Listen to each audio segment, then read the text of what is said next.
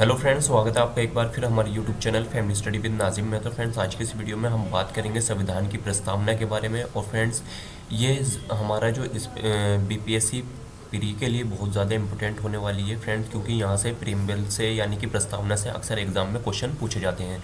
तो फ्रेंड्स, यहाँ पे हम कुछ ज़्यादा डिस्कशन नहीं पढ़ेंगे फ्रेंड्स, उतना ही पढ़ेंगे जितना हमारा एग्जाम्स के लिए हमारा इंपॉर्टेंट है। यहाँ पर हमें कोई पीएचडी नहीं करनी है कि लोकतंत्रात्मक पंथनिरपेक्ष और अखंडता ये क्या होता है। फ्रेंड्स, आज हम बस सिर्फ ये देखेंगे कि जो हमारे प्री के लिए एग्ज़ाम में बहुत ज़्यादा इंपॉर्टेंट पॉइंट्स हैं। तो फ्रेंड्स, आज बस हम उतना ही उसे कवर करेंगे। हम प्री के स्पेशल से हम यहाँ से बीपीएससी 68वीं के मद्देनज़र रखते हुए आज हम इसे स्टार्ट कर रहे हैं। तो फ्रेंड्स, सबसे पहले क्या है, देखिए संविधान की प्रस्तावना बात आती है। देखिए फ्रेंड्स, मैं आपको अगर मोटे तौर पर अगर बताऊं कि प्रस्तावना क्या होती है, तो फ्रेंड्स आप इस तरीके से समझ लीजिए, ये एक परिचय पत्र है। और वो भी ये किसका स्टेटमेंट है फ्रेंड, तो ये एन.ए. पालकी वाला ने बोला था कि उन्होंने भी कहा था कि ये एक परिचय पत्र है। तो आप इसी से ये अंदाज़ा लगता है कि हमारे संविधान में हमें क्या देने की बात की गई है, लोगों को क्या देने की बात की गई है, कैसा हमारे भारत का संविधान होगा, क्या उद्देश्य होगा, वही इसमें इसी संविधान की प्रस्तावना से हमें पता चलता है। बस आप इतना समझिए।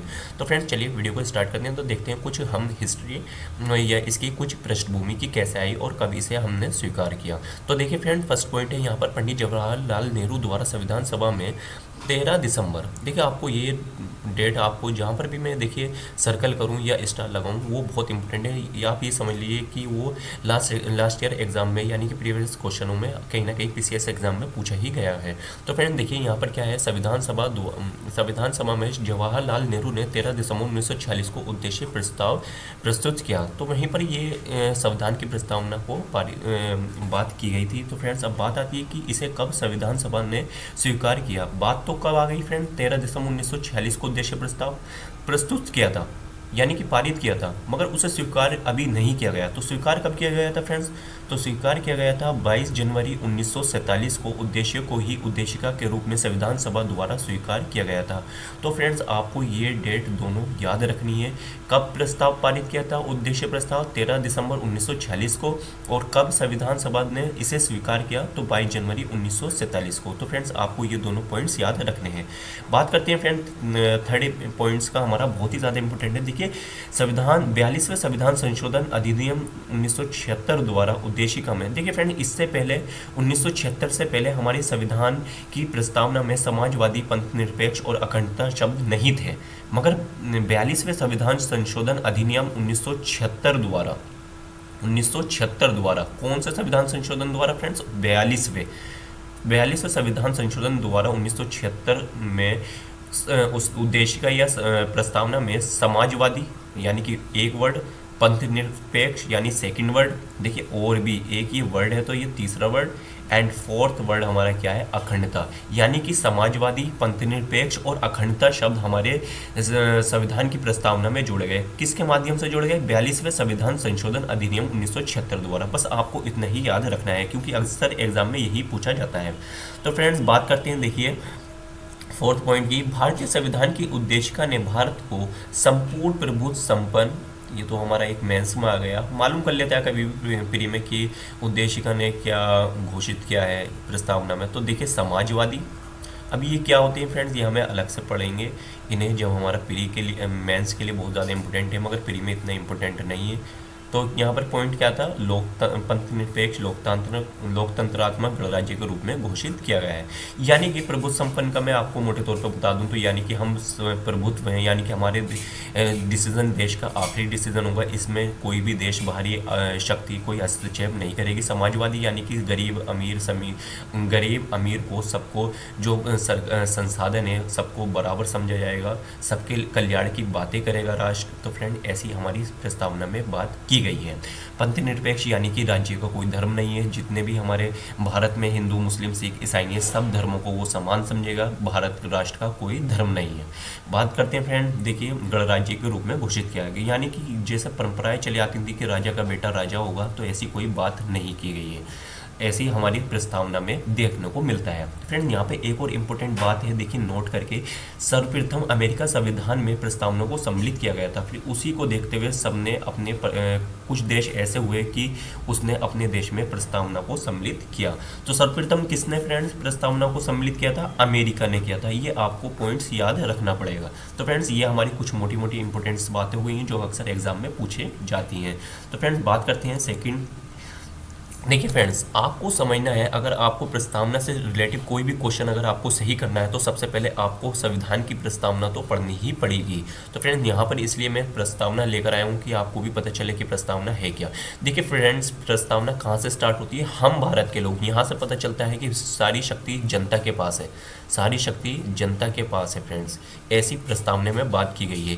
भारत को एक संपूर्ण प्रभुत्व संपन्न, अभी आपको मैंने बताया प्रभुत्व क्या होता है, समाजवादी भी मैंने आपको बताया था, धर्मनिरपेक्ष भी आपको पता चल गया। फ्रेंड्स आपको जो यहाँ पर गौर करने वाली बात है, यहाँ पर आपको इनके क्रम पर ध्यान देना है। सबसे पहले प्रभुत्व संपन्न, फिर समाजवादी, फिर धर्मनिरपेक्ष और फिर लोकतांत्रिक गणराज्य। तो आपको इनका क्रम तो याद रखना ही पड़ेगा। बनाने के लिए इसके समस्त नागरिकों को, देखिए फ्रेंड्स न्याय की भी बात चलेगी, सामाजिक, आर्थिक और राजनीतिक न्याय, यानी कि न्याय कितने टाइप्स के? 3 प्रकार के न्याय की बात की गई है हमारी, सामाजिक, आर्थिक और राजनीतिक।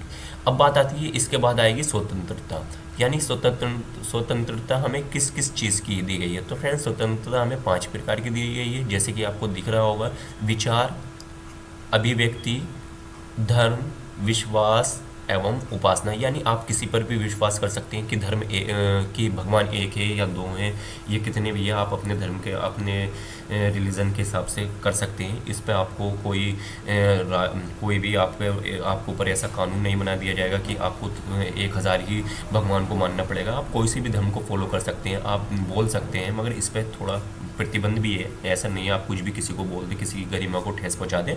आप विचार कैसे भी प्रस्तुत कर सकते हैं, लिख कर, बोल कर, कैसे भी भाषण देकर। तो ये आपके लिए स्वतंत्रता है, मगर इस पर कुछ प्रतिबंध भी है, वो हम आगे पढ़ेंगे। यहाँ पर क्या है? प्रतिष्ठा और अवसर की समता, यानी कि आपको ऐसा नहीं है कि आपके बच्चों को कि वो हिंदू है वो मुस्लिम, उसमें भेदभाव किया जाएगा। सबको जो भी गवर्नमेंट वैकेंसियाँ हैं, सार्वजनिक हैं, तो फ्रेंड तो उन पर जो है ना, सबका समान अवसर, समान समता प्राप्त करने के लिए हमें यहाँ पर दृढ़ निश्चय किया गया था। कहाँ पर? संविधान की प्रस्तावना में। तथा व्यक्ति की गरिमा, ये आप किसी की गरिमा को ठेस नहीं पहुंचा सकते, ये व्यक्ति की गरिमा की भी बात की गई है। राष्ट्र की एकता की बात की गई है, यानी कि राष्ट्र के खिलाफ कोई नहीं बोलेगा, तोड़ने की और बांटने की कोई कोशिश नहीं करेगा। अखंडता सुनिश्चित करने वाला। बंधुत्व, देखिए यहाँ पर बहुत इंपॉर्टेंट है बंधुत्व। बंधुत्व का मतलब फ्रेंड्स क्या है? यहाँ पर भाईचारा, भाईचारा बढ़ाने के लिए यहाँ पर ये आपको याद रखना पड़ेगा। संकलित होकर इस संविधान सभा में आज दिनांक, यानी कि हम संविधान को कब अंगीकृत किया गया, उसकी डेट हमें बताई गई है 26 नवंबर 1949। तो फ्रेंड्स आपको ये याद रखना पड़ेगा। तो फ्रेंड देखिए यहाँ पर हमसे ये इतने पॉइंट्स हमारे यहाँ पर निकल के आए हैं। अक्सर आपसे ये भी पूछता है कि सबसे पहले मालूम करेगा कि इनमें से सही क्रम क्या है। देखिए प्रभुत्व संपन्न, समाजवादी, धर्मनिरपेक्ष और लोकतांत्रिक गणराज्य। फिर आपसे मालूम करेगा कि कितने प्रकार की न्याय की बात की गई है, तो 3 प्रकार के न्याय की बात की गई है। कौन कौन से? सामाजिक, आर्थिक और राजनीतिक। बात करेगा कितने प्रकार की स्वतंत्रता की गई है, की बात की गई है, तो 5 प्रकार की। इनका भी क्रम पूछता है, विचार, अभिव्यक्ति, धर्म, विश्वास एवं उपासना। तो फ्रेंड्स आपको ये याद रखने हैं। यहाँ से थोड़ा आपको डीप आपको कॉन्सेप्ट तैयार करना पड़ेगा, जब भी आपके यहाँ से डायरेक्ट क्वेश्चन बनेंगे। बात करते हैं फ्रेंड नेक्स्ट। तो फ्रेंड देखिए यहाँ पे क्या है, कुछ प्रस्तावना के तत्व हैं, मूल तत्व हैं कि हमें प्रस्तावना से हमें क्या पता चलता है, अक्सर यही है और कुछ नहीं है।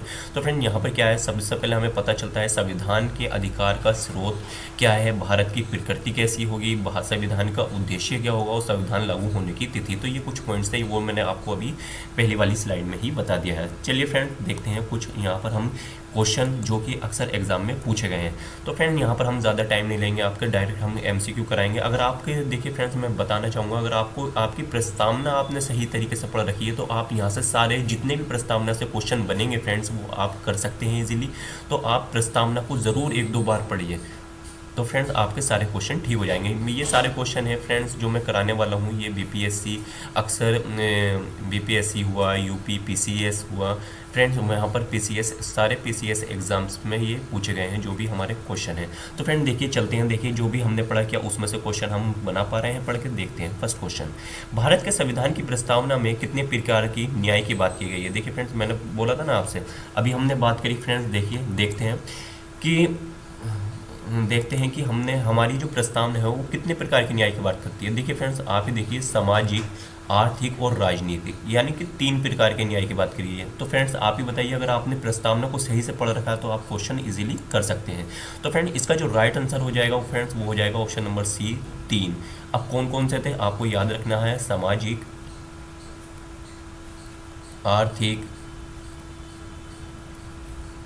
आर्थिक और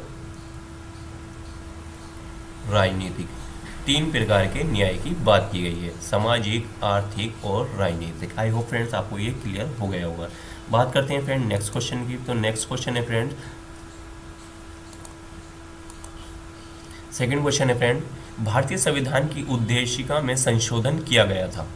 अब फ्रेंड्स अभी हमने पढ़ा था कि 42वां संविधान संशोधन था 1976 में, तो उसमें क्या किया गया था, प्रथम बार क्या किया गया था, उद्देशिका में संशोधन किया गया था। तो फ्रेंड इसका राइट आंसर हो जाएगा ऑप्शन नंबर सी 42वें संशोधन द्वारा। और इसमें कौन कौन से वर्ड जोड़े गए थे मैंने आपको अभी बताया था फ्रेंड्स, देखिए फर्स्ट स्लाइड में मैंने बताया था 42वें संविधान संशोधन 1976 द्वारा उद्देशिका में कौन कौन से वर्ड जोड़े गए थे, समाजवादी, पंथनिरपेक्ष और अखंडता शब्द जोड़े गए थे। अगर पूछे कितने शब्द जोड़े गए थे तो 4 शब्द जोड़े गए थे। तो फ्रेंड्स आई होप आपको ये क्लियर हो गया होगा।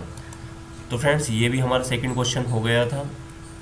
और देखिए थर्ड क्वेश्चन है हमारा, भारत में लौकिक सार्वभौमिकता है। लौकिक मतलब यार लोकतंत्र, एक तरीके से आप ऐसे समझ सकते हैं। और लोकतंत्र कहाँ पर होता है फ्रेंड, जहाँ पर जनता का शासन हो, यानी जनता अपना नेता खुद चुने। तो फ्रेंड्स हमारी ये संविधान की प्रस्तावना आरंभ होती है, कैसे आरंभ होती है, ये कौन सा शब्द बताता है कि लौकिक सार्वभौमिकता है? तो फ्रेंड्स वो बताता है ऑप्शन नंबर सी, हम भारत के लोग। अभी हमने पढ़ा था प्रस्तावना जो हमारी स्टार्ट होती है कैसे होती, कहाँ से होती है फ्रेंड्स, हम भारत के लोग। देखिए मैंने आपको यहाँ पर सर्कल भी करके बताया था, तो कहाँ से स्टार्ट होती है, हम भारत के लोग। फ्रेंड्स आई होप आपको ये क्लियर हो गया होगा। तो फ्रेंड्स ये भी हो गया हमारा, थर्ड क्वेश्चन हो गया। देखते हैं फोर्थ क्वेश्चन। तो फ्रेंड फोर्थ क्वेश्चन है हमारा, निम्नलिखित कौन सा शब्द भारत के संविधान की प्रस्तावना में नहीं है? मतलब ये जो शब्द हैं इनमें से कौन सा शब्द भारत की संविधान की प्रस्तावना में नहीं है? फ्रेंड्स पूछा है नहीं है, तो क्या समाजवादी है, लोक कल्याण है, प्रभुत्व संपन्न है या पंथ निरपेक्ष है? हमने पढ़ा था 42वें संविधान संशोधन द्वारा समाजवाद शब्द जोड़ा गया था हमारा, प्रभुत्व संपन्न भी जोड़ा गया था, पंथ निरपेक्ष भी जोड़ा गया था, मगर फ्रेंड लोक कल्याण इस तरीके की कोई बात नहीं की गई थी। तो यानी कि इसका ऑप्शन नंबर बी सही हो जाएगा, लोक कल्याण। ये हमारे संविधान की प्रस्तावना में नहीं है। तो फ्रेंड्स बात करते हैं, देखिए अगर आप प्रस्तावना को सही से पढ़ेंगे तो आपके डायरेक्ट क्वेश्चन हो जाएंगे एग्जाम में। बात करते हैं फ्रेंड्स क्वेश्चन नंबर 5 की। तो क्वेश्चन नंबर 5 है फ्रेंड्स, भारतीय संविधान का कौन सा भाग संविधान की आत्मा कहलाता है? बहुत ज़्यादा इंपॉर्टेंट क्वेश्चन है कि भारत का कौन सा भाग संविधान की आत्मा कहलाता है। तो फ्रेंड इसका जो राइट आंसर हो जाएगा वो हो जाएगा ऑप्शन नंबर सी, उद्देशिका या प्रस्तावना। उद्देशिका या प्रस्तावना। तो फ्रेंड बहुत ज़्यादा सिंपल क्वेश्चन था। बात करते हैं फ्रेंड क्वेश्चन नंबर 6 की। तो क्वेश्चन नंबर 6 है, निम्नलिखित में से कौन सा शब्द भारत के संविधान की प्रस्तावना में नहीं है? अब देखिए इसमें न्याय है, देखिए सब न्याय है। तो हमें पता था कि 3 प्रकार के न्याय हैं, कौन कौन सा, सामाजिक,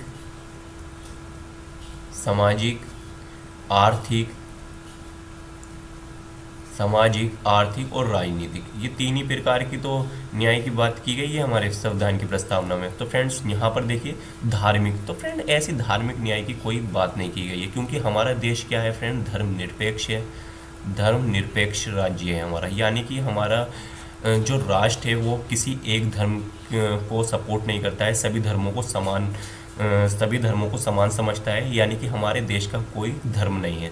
तो फ्रेंड ऐसी अगर ऐसी बात कर रहा है कि हमारे देश का कोई धर्म नहीं है, तो फ्रेंड ऐसी धार्मिक न्याय की तो बात कभी करेगा ही नहीं। तो फ्रेंड्स ये यहाँ का राइट आंसर हो जाएगा ऑप्शन नंबर सी।